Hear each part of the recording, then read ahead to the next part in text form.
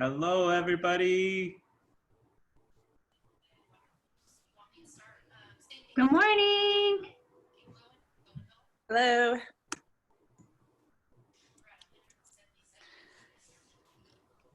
Good morning, everyone. Welcome to Google Camp. Good morning.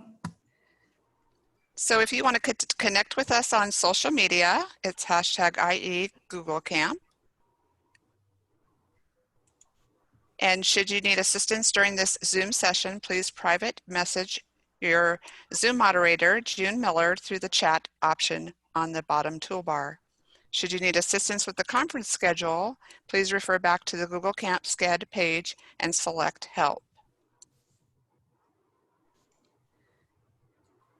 The session you're attending today is Interactive Digital Lessons with Desmo, and I'd like to introduce the presenters, Jedidiah Butler and Lauren Johnson. Here we go.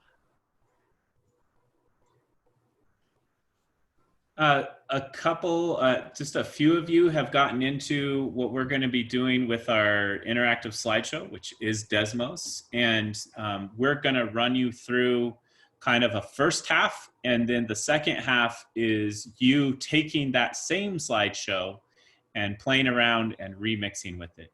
In order to join the slideshow, I just dropped a link in the chat. We'll probably drop it multiple times. It's also on the Sched page as of about 10 minutes ago. Essentially, and I'll share my screen, actually, that'll help. There we go. You're using this code to get into at student.desmos.com. The link in the chat will take you directly in there and auto-populate your code. We're gonna wait as we see more and more people come in. You'll notice that at the top of that screen, you will be able to push forward to the next screen. You'll start at screen 2, but you can also push to screen 3. And on screen 3, we want you all to fill out kind of some introductions. In fact, just to kind of make it simpler, we're going to put all of you on screen 3. So if you were on screen 2, we're just asking for some basics here. You know, like which role would you say that you identify with, which grade levels, which content area, and kind of like a quick reaction to what is Desmos and all this other stuff. Link taking me back to schedule as well. Oh, you know what? I think, yeah, because I first pasted the wrong link and then I put that other one in. Just use the one in the chat, or I'll put this up here again. Just go to student.desmos.com and just type in 282 AYY. There's no space. The space is there just for readability.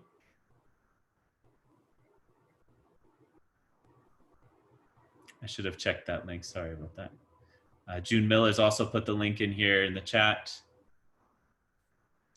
to take you directly to the activity. We got about 31 students in there. How does that compare to the size of the room? 52 in the room. Okay, so we'll wait a little bit more. I mean, it's not like we're significantly moving on, but maybe while you all are filling out your things, I'm gonna kind of try and narrate what I'm doing as a teacher, because most of you here are probably interested in the back end of this whole Desmos activity builder and how it works. I'm gonna be clicking on this anonymize button, and that will anonymize your names, because in a moment, I'm going to see most of the responses. So right now we have close to 30 classroom teachers. We even have an admin in here, which is really neat because I'm a fan of every use possible.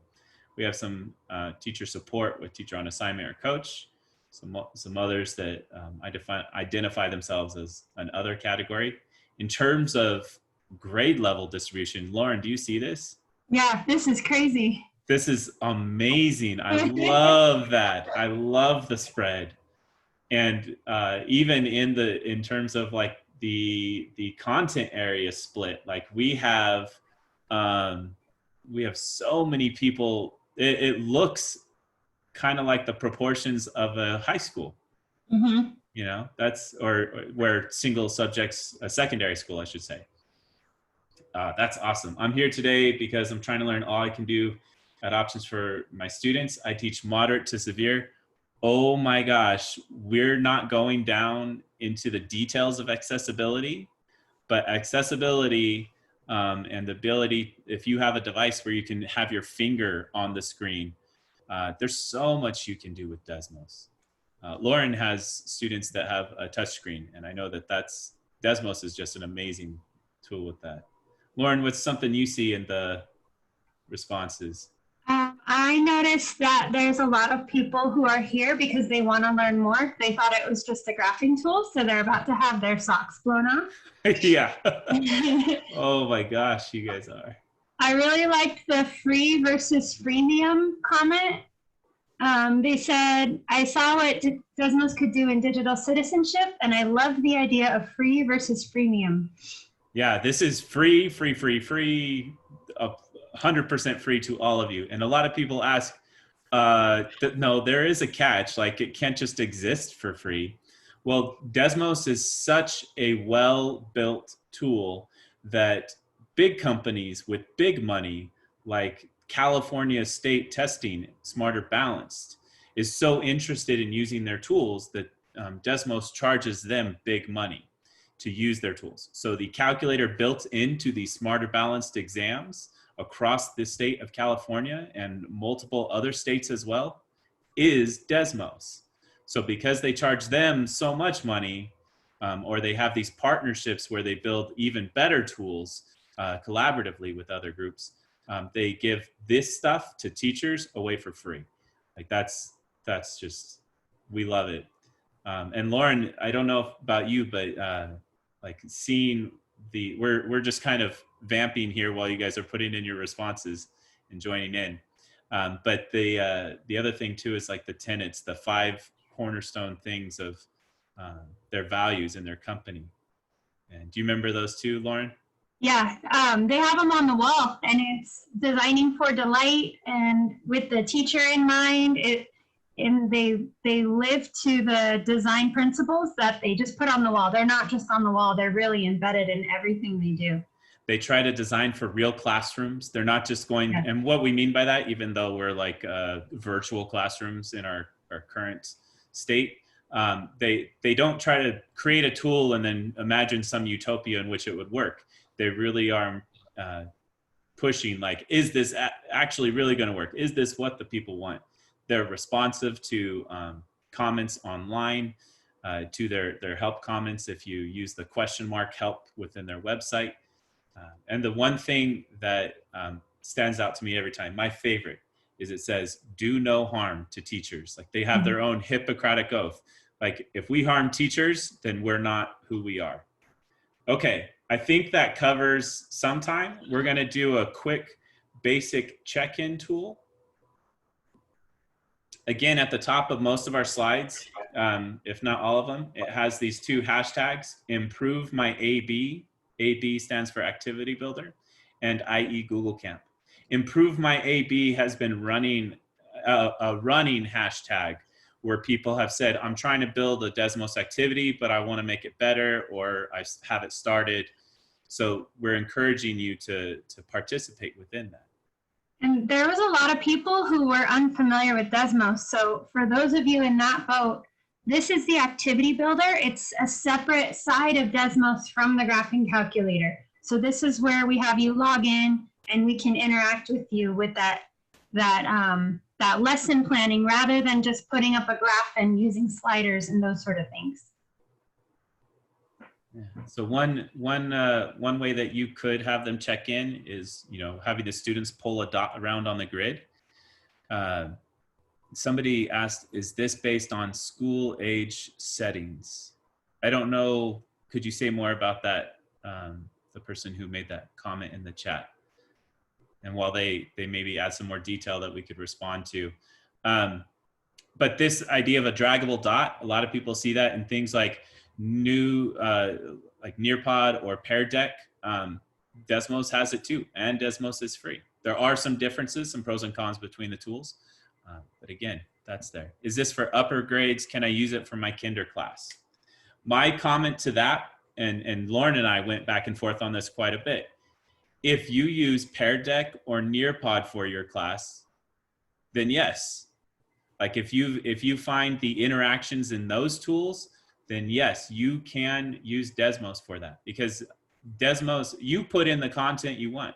You write the words, you add in the pictures, you add in the videos, the animated GIFs. You can have these draggable screens. You can have sortable lists. There's so much, like, oh my gosh, I'm trying to hold back right now instead of just sharing all the things. Hi, Lauren. Yeah, we don't want to overwhelm. There's so much more than what we're going to show you today, but we're hoping will entice you to go into those communities and learn more as you're ready. So I want to show something too, is that when I had you guys draw that dot on a grid, I can see an overlay of where everybody is. There's a lot of people in the upper quadrants here, but we have some people that are feeling positive, but they're still tired. That's totally relatable. I bet most of us are going to hit down to the tired. And we have one down here in the bottom corner. As a teacher, I could figure out who that is. I'm not going to, if I needed to address that issue. But we hope that we can improve that we can have a positive impact just based on this experience. It sounds like somebody is struggling with a death in the family, and maybe that is, and I don't mean to shortcut that at all or discount it. Can I say something real quick? Yes. So I'm going to my second year in the classroom after being a TOSA for a couple years, and I can totally relate to those of you being nervous and having anxiety about the school year. One thing as we were planning this that Jed really helped me overcome was that Desmos is such a good way to interact with students regardless of where they're sitting. So many of us are being expected to teach simultaneous classes, in person, online, maybe cohorts.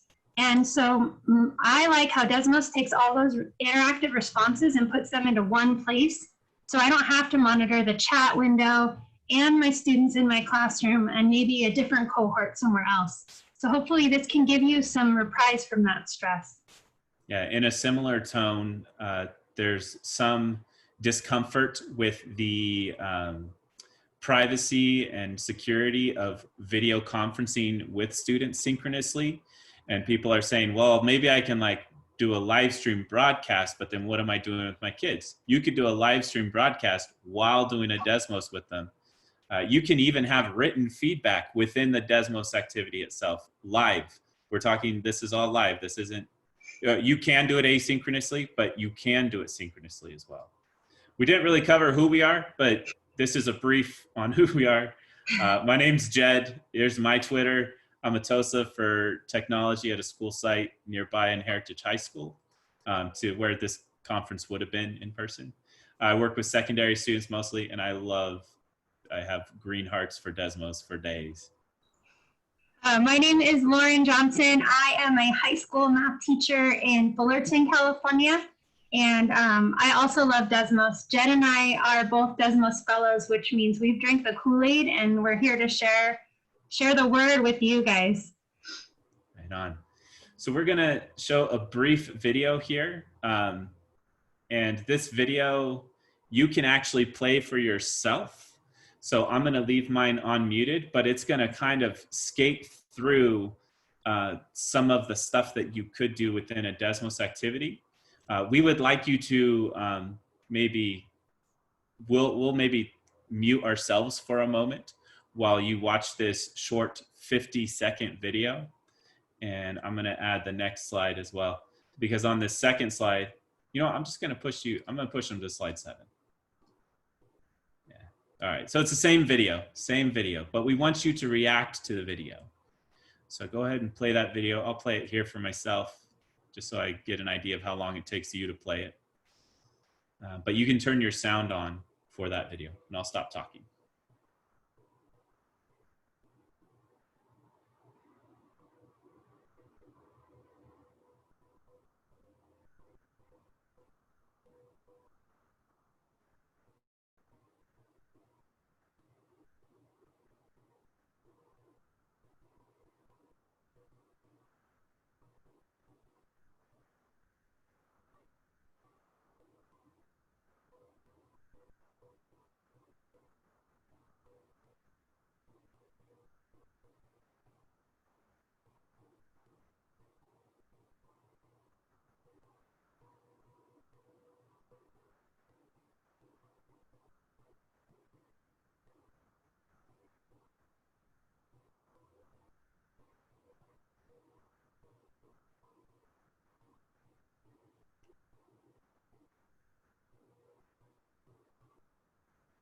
I'm loving some of these comments, Lauren. I don't know about you, but there's a lot of excitement here.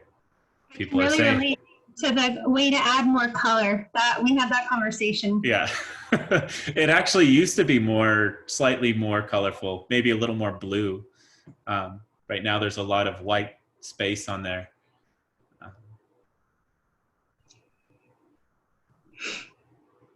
Yeah, people are like, I had no idea this was here. I know, like, we love that it's great news for so many people, and at the same time we're sad that not more people know about it.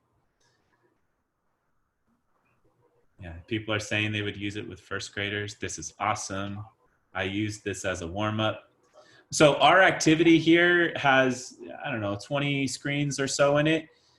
Somebody said they use it as a warm-up. I know so many teachers that used it for like a single screen or 2 screens, just because they want that one interactive screen for a warm-up. They want that one place where they can see the responses in an organized fashion.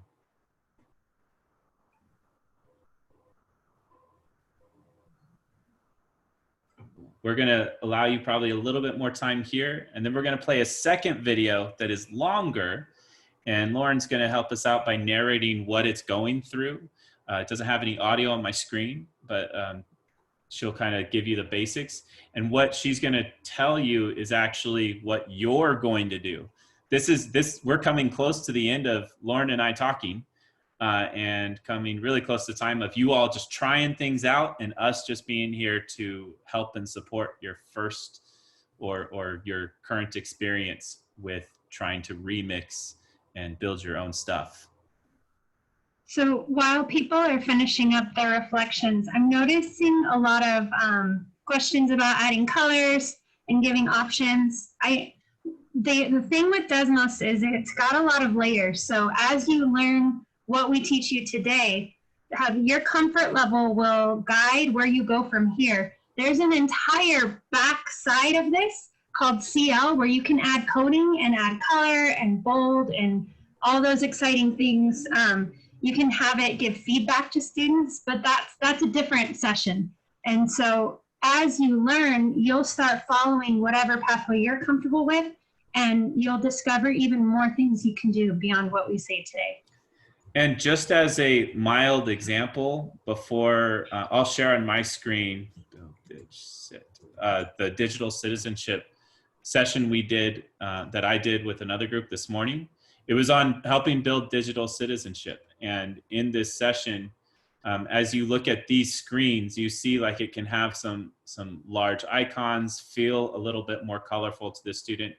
Yes, it does have some like plain white or plain text on a light background, but you can have an icon in there to dress it up. And a lot of these are just images built in either Google Slides or icons downloaded at large scale that really help kind of colorify bits of it. One thing that we haven't touched on yet too is, let's say that some of your kids are limited to just a mobile device. With the exception of a few full screen interactions, like the large screen graphing calculator and the card sorts. Is there any others that are full screen? I think those are the main ones. Oh, something called marble slides, but that's a specific use of the graphing calculator. You can create this so these elements on the page, when they're on a mobile device, just shift and stack on top of each other. So it's mobile friendly in a lot of ways. Okay, I think we're ready to let them loose. You ready, Lauren? I'm ready. I'm gonna drop a link in the chat box. There's a couple of people here, well, there's actually a lot of people here who are K6. And so I dropped in an elementary grade collection just for future reference, so they can feel a little bit more confident about this not being a solely secondary platform. All right, here we go. All right. So in a minute, you're gonna have this screen so that you can edit and copy your own Desmos lesson.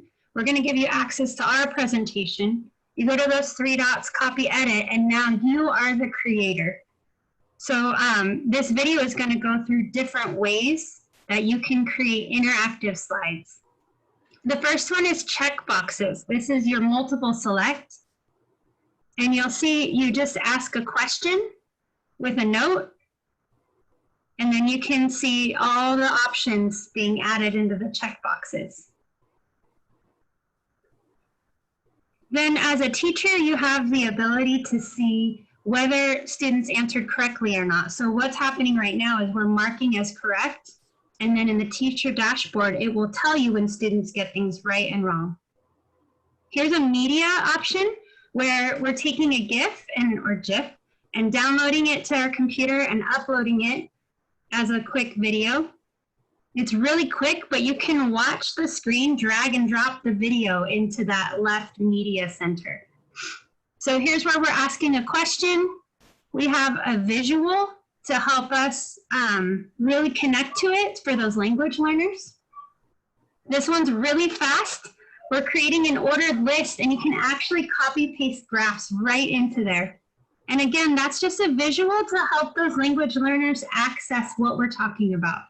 And then here we would rearrange those trig functions in order from highest to lowest. And you can do this with anything. I know your kindergartners aren't going to be using cosine anytime soon. Yes. So along with the check boxes, multiple choice has a single answer. So here's where you would put in several multiple choice ones. And then down at the bottom, you can see it asks students to explain their answer. You can turn on and off that feature, and it automatically asks for that explanation. So here the media is purely to give that visual connection. And you'll notice the image description, he's typed in what it says because screen readers will describe what is happening for that accessibility feature. Desmos is huge on accessibility. That was your 3-minute crash course. I know we probably overwhelmed plenty of you, but we'll say is I don't need to play it here again. We're going to direct you to the front page where you can go and make a copy of this. We may even demo that. It's an outside website. Oh, yeah, this is not an add-on or extension. Like this is its own website. It pretty much starts at teacher.desmos.com. But we're going to direct you to this specific slideshow so you can kind of use this as your first draft to play within. And that way you can get started. So another neat feature, like we're able to anonymize you all, to pace you all. I could pause you and take you wherever we want. One thing I will say is there were a couple of places that I didn't say, like use the check boxes as the correct answer, or there was one other, I can't remember. Oh, I think the ordered list. I was supposed to mark something that said like use the order as the correct order. And it randomizes, you can say to randomize for every kid too. So sometimes teachers, in terms of asking input questions like that, they're wondering, can I randomize it? Text input, just plain text input, or math equation input also does it. Okay, so I'm going to edit to the first page. I'm pushing you all to the first page that's got the link to the teacher version of this. You've been observing from a student point of view, but now you're going to go into the teacher version. You just click on this link. It'll open a new tab for you. Now you could preview all the slides here if you want. You don't have to do any editing. But near the top in that video, it said, click these 3 dots and copy and edit. And I don't think that shows up unless you're logged in. So you may need to click sign in up here. You can sign in with your Google account, or you can create your own account with an email and password. And our goal right now, while you edit this, is to be available. Imagine us walking around the room answering questions, and you can either type in the chat box or unmute yourself, and we can guide you through anything that was too fast from that video. Because we know it was fast. All right, so we're hoping that right now you log in or sign in at the link. Somebody asked, is this compatible with Google Slides or Google in general?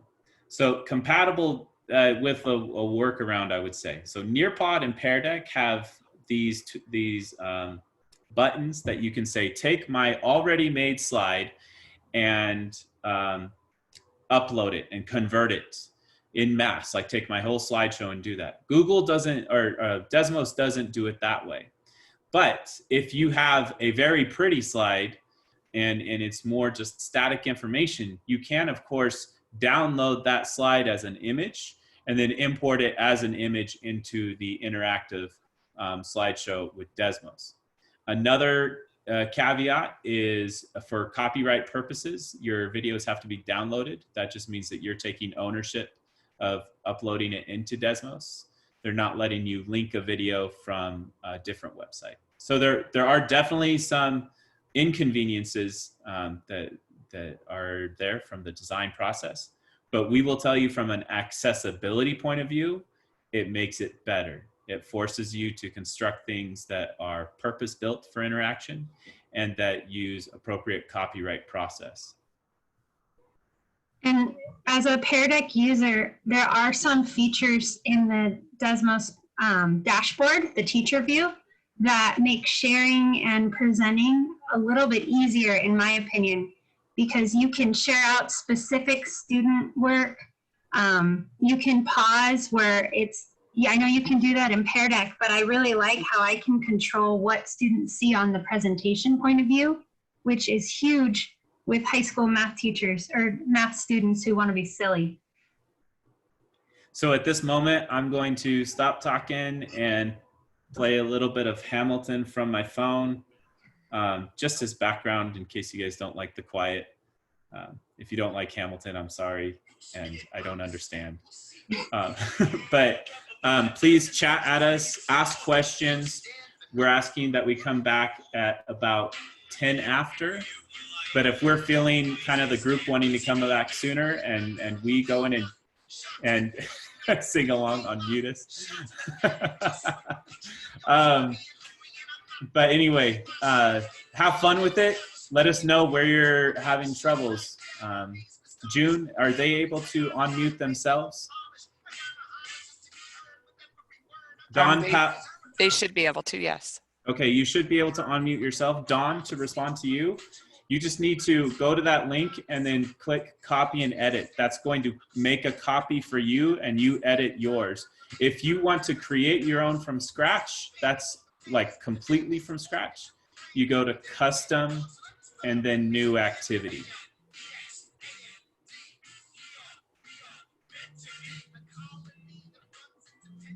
I hope that answered you, Dawn. How many times have you watched Hamilton? Only once. Only once.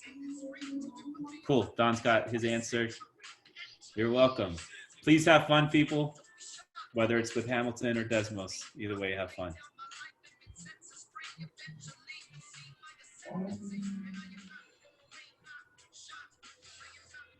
Don't hesitate with the questions. That's what we're here for. Ooh, what would you use the sketch for? Ooh. So many things. So a lot of people think about like drawing a shape, but one of the things that a sketch tool can do is you can make the background any image you want in the same way that you can upload an image somewhere else. So let's say you want the students to make a connection between two things or to circle a certain thing. Instead of doing like a multiple choice, it's a slightly different way of having that interaction, especially, what was it? There was a lot of teachers in this distance learning experience were saying, just sketch me a picture of something. Just, it's like a free create kind of place for the students. They would sketch cats. Geography, yep. Mm-hmm. Is this a platform where we can create a non-numerical scale? Not sure. I'm thinking that would be like a slider. Yeah, so you can have a slider, like, okay, so yeah, so that uses the graphing tool. That is a little bit deeper because you have to like use a graphing calculator to plot a point on a line and give it like a distance. But it's not that hard. It's really not that hard because let me find starter screens. So and a lot of you are like, oh my gosh, I'm learning a lot really fast, but I know I want to learn so much more. If you want to learn more, learn.desmos.com is going to be your place. Lauren just dropped it in the chat. If I go to distance learning, I'm going to turn down the volume a little bit. And under, I want starter screens. So here's some really neat examples of check-ins from students that are very user-friendly. You were talking about elementary. I love the robot smile. I think that would work really well for any age. You don't have to have the text box, but this robot smile is just like, I'm super green and happy, or I'm super red and sad. Yeah, so this kind of thing is super easy to do. Something that, should we say about copy and paste? What do you think, Yeah, Laura? I mean, if she's gonna want a slider. Yeah, so how about you narrate like what I would do and I'll do it here. Okay, so if you want to steal an entire slide from one presentation and put it in another, or even copy it from, are you going to copy the graph or the slide? The screen? The whole screen, and then Okay. I'll just delete back if I need Okay, so you can steal from within yours just like a PowerPoint, or you can steal from other presentations just like a PowerPoint or a Google slide. So up at the top left, you can see copy this screen. And you can also use that Control-C. And then you can paste it anywhere. So like, it looks like he's gonna put it in a new activity. And so it's sitting in your clipboard right now. And then I do Control-V, and you can paste it wherever you want it to be. Yep, that easy. Literally copy and paste. So you can steal slides from our presentation or from other presentations that you've copied and edited or previewed. Notice that this one, that it says, how are you feeling today? Because that's a little bit more of a personal question, they chose not to check the box for showing classmates their responses, because that is more like a personal question. Sometimes you want students to see a little bit of what others are responding to, and sometimes you want them to just send you a message. And I like to tell my students I'm not going to share this with the class, so they feel a little bit more confident in sharing their emotions. Yes. From a teacher planning point of view too, like within a slideshow, you have notes. There's places where you can put notes for teachers, even sample responses, you know, kind of like think about the outside edges of a teacher edition textbook. It has all that stuff that you can customize in here.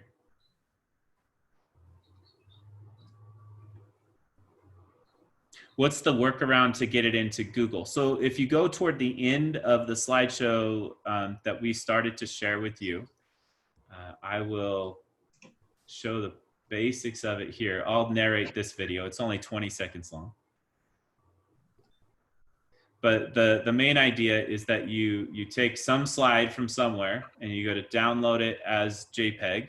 And then once you've downloaded it as JPEG, you go into Desmos, add media, and then you just drag and drop it from your download into there. So that's kind of your workaround. If you wanted to have Desmos, a slide from Google Slides, just completely transferred. Now, that being said, it's just going to be an image and static and flat in the background.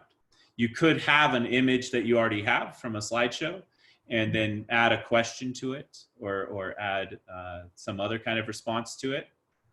Oh, can we get Desmos into Google? So like if that's into Google Classroom or something else, Desmos activities are just a link. You all joined today just from a link. So that's the idea of trying to get it into whatever system you want them to use. So there's not a share to classroom button. Because it's already so easy to just copy the link to the join code and take them over. Or you can just have the join code there. I use the materials when I'm in Google Classroom and I want to assign a Desmos, I use materials and then I put in the link to the student activity builder, and then that takes them directly there. Yeah, so you blend it in with the links. And your work in Desmos is saved there in Desmos. We use the word collections. You can start chunking your work in Desmos as collections. That work can be your own or other work created by other people. If it's kind of like bookmarking it.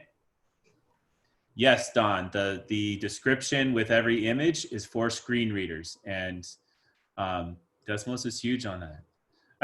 We don't have it here, but the graphing calculator actually has tone built into it for screen readers. So it can kind of read a graph that, like if you were imagining a wave across the screen reader mode would go like, so that somebody blind could understand some of the movement in the graph. And that was actually designed by a blind programmer. Did you know that, Lauren? No, you know that. It was such a cool story. They felt bad because whenever they did video conferences with him as they were building that piece, he had the lights off in his room, and they thought like, well, he can't see, like he doesn't know. And when they did eventually bring it up, he's like, oh no, I don't need him. So I hang out in the room with the lights off.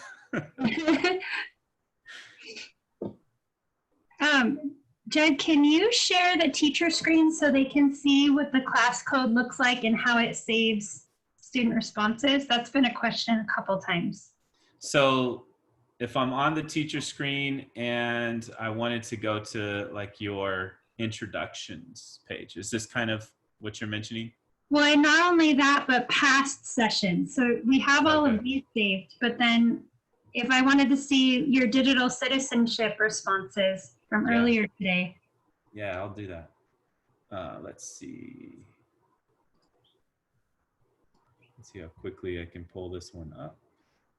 Because that's in a different account, but it's not a big deal. It's not hard for me to get into that account and just pull it over to this screen. While you work on that, someone asked about getting this slider. That's some clever coding that happens in the graph where you create a movable point. That is, again, another presentation, but there are people out there who will help you and share, including us. Yeah, and where can we go to find all this stuff, Lauren? Like all these. Well, besides learn.desmos.com, Twitter is an amazing resource, as well as there's a Facebook Desmos group where people share all the time. So I ran, along with some other people we were collaborating with, we ran a digital citizenship session this morning.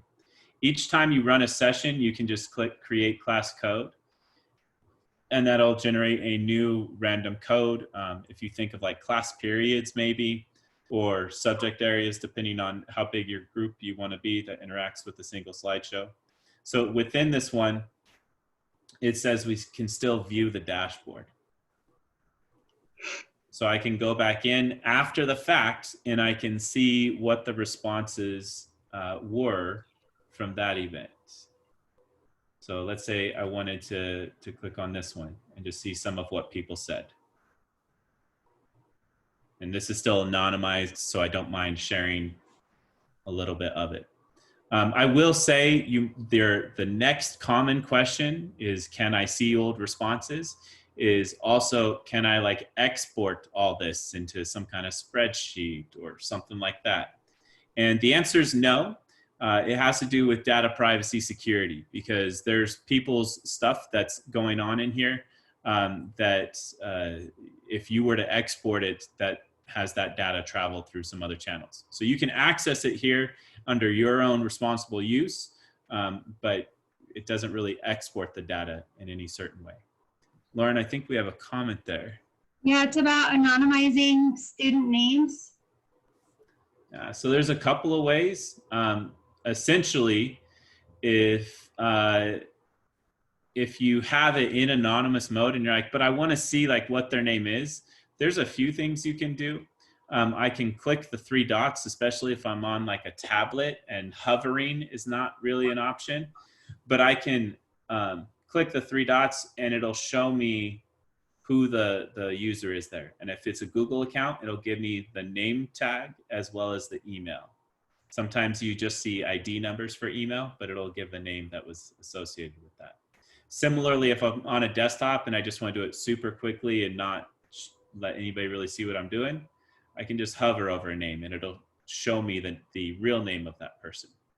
I was okay with this one because this is Deetra, and she's one of the co-presenters, one of my fellow TOSAs in my district that worked on this session. So I knew that one going in. So And you can turn, anonymize as a switch. You can turn it on and off. Go ahead, Lauren. The beauty of Anonymize is when you project up on the screen, students talk about the math rather than the person. And so you don't have to anonymize, but it's something that helps conversations focus on the math, and students aren't as embarrassed when they're just talking about this historical math figure and not themselves. And you get to they get to listen in on the conversation in a very comfortable way. Like, I love that. That's so neat. Most of my students say, "Hey, that's me." Yeah. Yeah, students like to spill their own beans. How are we doing on time? Hey, we are at 10 past 12. So we're kind of at a situation now where hopefully you have done some work. Maybe you've even clicked the publish button, but we would like to experience a little bit of share out here. Maybe this is you do a tweet of it. Maybe you hop on the mic and just your reaction to this 15-minute building session. Maybe you actually want to hit publish and share the link to your new activity in the chat. However you want to do your share out, we would really like to experience some of that from you right now. That's where we're at, right, Lauren? Yep. Okay. And one of the hashtags we shared earlier was improve my AB. That is designed for people to go on Twitter and share an activity that they created.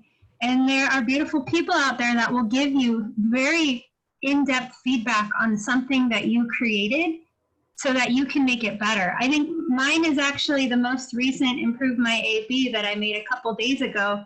And I got a ton of responses from it. People are so willing to help. There's also if you go to learn.desmos and you start seeing like where can you learn about things, they have links to their Facebook group, just called Desmos Educators. You could search for it on Facebook as well. So who wants to share, even if it's just a reaction to the experience?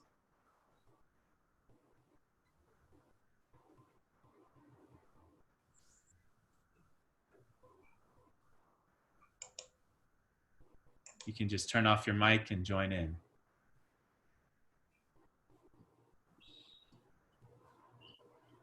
Or turn on your mic, sorry. So I went ahead and I tried to recreate that graph on how you were feeling, and I got really frustrated with it. And because it was complicated and complex because of how much you can do. It was a little too hard. And then, of course, like right now when you were like, share out, I found the student preview screens that just have it, and you can just drop it in because they were like, let's make this incredibly easy for people. Yeah. So. Yeah. That when they shared out that copy and paste feature, people were like, you saved me everything. Yeah. Yeah. You don't even have to be all the way into an activity to copy and paste. You just need to at least be at the student preview screen.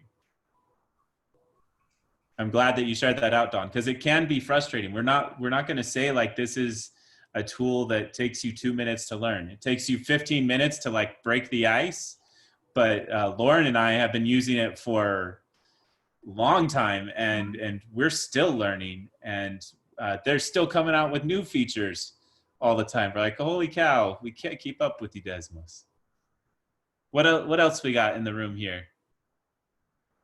I was curious how the elementary people felt, because there was some nervousness about the ability of first and kindies to be able to interact with this.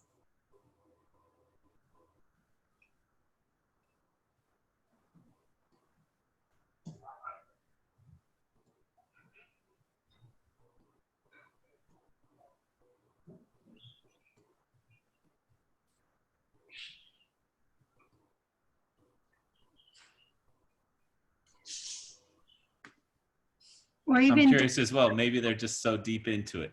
No, I just unmuted. So I'm elementary, 4th, 5th, and I was trying to do that garden plot, and I got completely stuck on button. Like if I wanted the button to do something, and then I started to try to watch. You know, they have like some help, but it's not like totally intuitive, like where you click. And I mean, I haven't figured out how to use the button yet. So that can be button, frustrating. Oh, I was going to say, like, using a button, like we didn't feature that here because that's something that Lauren and I are even rookies with. Most of the things in terms of submitting a response, the button's already in there. Having a button is more like an action is going to start. So sometimes you can make an animation within a graph, but you want to hit a start to like make the animation run, or like show me other responses from the class. There's some advanced features there tied to that button. But in general, most of the things you use, at least for your opening sessions, you won't use the add button feature. The buttons you need will already be on the items that are there. It looked like some people turned their camera on. I don't know if they were getting ready to speak or not.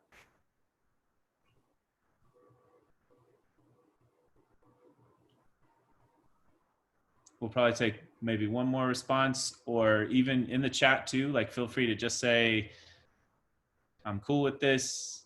I'm still in my first moments of challenge on it. We can't say enough how supportive the community is of new people trying to get into it, no matter your content area, no matter your level of expertise. And the Desmos staff are so much more accessible than basically any other tech company I've worked with before. Yeah, the two guys that pretty much wrote the book on the background coding bits, they have open calendar links that are shared in certain places once you get into like the Facebook group or somewhere else. And they'll say like, yeah, book a half hour with me on the calendar. Like you get to talk to the people that help the programmers run the back end, and they'll spoof it up for you. And they're very kind as you're learning something new. Mm-hmm. Carolyn is asking, can you show how to add a video? Yeah. The basics of adding a video, one of the catches there is that you have to have it downloaded. So if you just start, a new activity, or you're remixing another one, when I go to the side here, I'm looking for media, and media means image, like picture, animated GIF or GIF, or a video. It does have a max of 100 megabytes for the upload. If you were looking to do like a YouTube video and trying to skirt around a little bit of copyright, there are things that allow you to download YouTube stuff. You could even have the video be like you talking about something, or you demonstrating something, and then asking the students check for understanding or a response to that. But you have to have the video downloaded. You click the file, or click the button that says choose a file to upload. You find a video, and then you upload it. It takes a little bit of time. This one's like 54 megabytes. This was the quick create video that was like 3 minutes long that Lauren narrated. I used this a lot for asynchronous learning at the end of last year for my high school students. That they would be logged on at like 2 in the morning, rewatching videos and going through. We are at our time, and June, I don't know if, I know in other sessions, a lot of times the host needed to jump on at the end just for additional notes.